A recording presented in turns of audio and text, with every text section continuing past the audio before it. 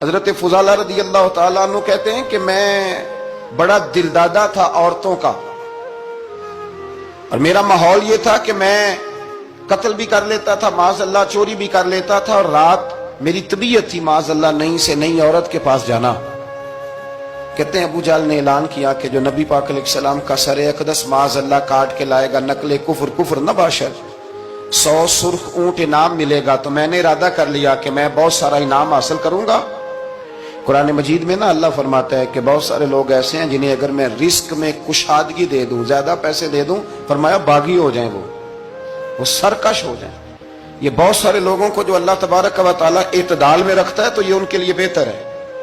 ہر بندہ دولت کے ہوتے ہوئے نیک ہو سکتا، تو یہ اللہ اگر رکھتا ہے نا اعتدال میں تو شکر کرے اللہ کا، ورنہ تو لوگ عیاشیاں کریں، پتہ نہیں کیا کچھ کر گزرے۔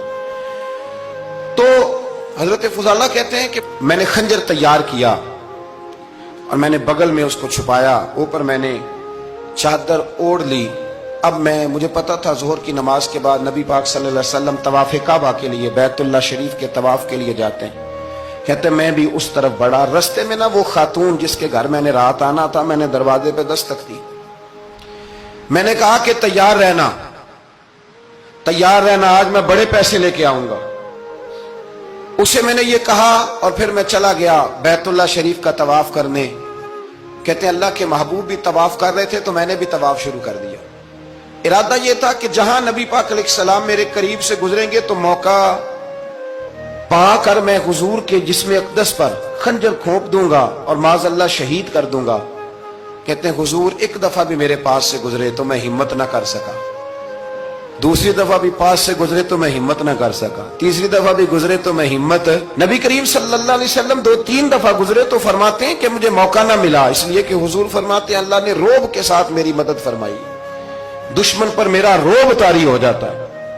فرماتے ہیں جب چکر پورے ہو گئے تو محبوب کریم نہ چھٹے چکر پہ فرمانے لگے فضالہ چکر ایک رہ گیا ہے، بے خبر ہو جو غلاموں سے وہ آقا کیا ہے، ایک پھیرا رہ گیا ہے۔ کہتے ہیں طواف مکمل ہو گیا تو محبوب میرے قریب آئے، فرمایا وہ کام کرتے کیوں نہیں جس کے لیے آئے تھے؟ میں نے عرض کی یا رسول اللہ کون سا کام، کیسا کام؟ اندر تو چور تھا نا، بانج فقیروں کسے نہیں ماریا، اے ہوئی چور اندر دا، اندر چور تھا نا۔ کہتے ہیں حضور نے مجھے کندھے سے پکڑ کے ہلایا، فرمایا کرتے کیوں نہیں؟ جب حضور نے ہلایا تو وہ خنجر بھی پیروں میں گرا اور میں بھی رسول اللہ کے پیروں میں گر گیا۔ میں نے کہا حضور مجھے کلمہ پڑھا دیں۔ کہتے ہیں حضور نے پہلے میرے دل پہ دست مبارک پھیرا، پھر میرے نبی نے مجھے کلمہ پڑھا دیا۔ اب نا مرید ہونے والا کہتا ہے کہ جی آہستہ آہستہ میں ٹھیک ہو جاؤں گا۔ اب وہ آہستہ آہستہ کا کیا ترجمہ ہے یہ بالکل سمجھ نہیں آتی۔ بھئی کسی بندے سے 5 لاکھ روپیہ لینا ہے تو اس سے وہ کہتا ہے جی میں آہستہ آہستہ دوں گا، 500 روپیہ دے دیا کروں گا روز کا، تو کہتے ہیں میری رقم خراب ہوتی ہے، پورے دو۔ اور نیکی کی بات جب آتی ہے تو کہتے ہیں حضرت صاحب دین اتنا سخت نہیں ہے، میں آہستہ آہستہ ٹھیک ہو جاؤں گا۔ اب میں مغرب عشاء پڑھنی شروع کر دیا میں نے، اب میں تسبیح لے لی ہے، کل میں نے بھی آہستہ آہستہ میں ٹھیک ہو جاؤں۔ یعنی رقم لینی ہو تو وہ آہستہ آہستہ قبول نہیں ہے، لیکن اور مکان کی رجسٹری اگر کرانی ہو تو مالک مکان کہے کہ آہستہ آہستہ کرا لو، کہتے ہیں پیسے پورے دیے، سویرے چل اور بیان دے۔ یہ کیا بات ہوئی؟ یہاں یہ جو ہمارا ماحول تھا نا کر لیں گے ہو جائے گا، یقین کریں لوگ قبروں میں چلے گئے ہیں پر مسجدوں میں نہیں آئے۔ ہر کام سے لوگ ریٹائر ہوئے پر گناہوں سے ریٹائر نہیں ہوئے، آخر تک تباہی اتر گئی لیکن لوگ بدلنے کو تیار نہ ہوئے۔ حضرت فضالہ کہتے ہیں ابھی میں نے کلمہ پڑھا، ابھی میں واپس آیا، رستے میں وہ بی بی کھڑی تھی۔ کہتے ہیں میں وہ شخص تھا کہ عورتیں مرتی تھی میرے اوپر اور کسی کی جرت تھی کہ وہ آئیں بائیں شائیں کرے، لیکن فرماتے ہیں میں بی بی کے پاس سے گزر گیا۔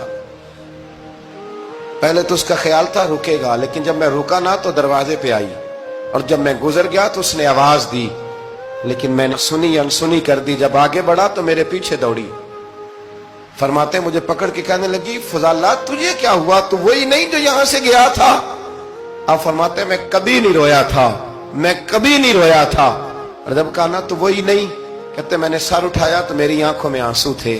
میں نے کہا میں جو گیا تھا وہ نہیں ہوں، اب تو میں محمد عربی کا غلام بن گیا۔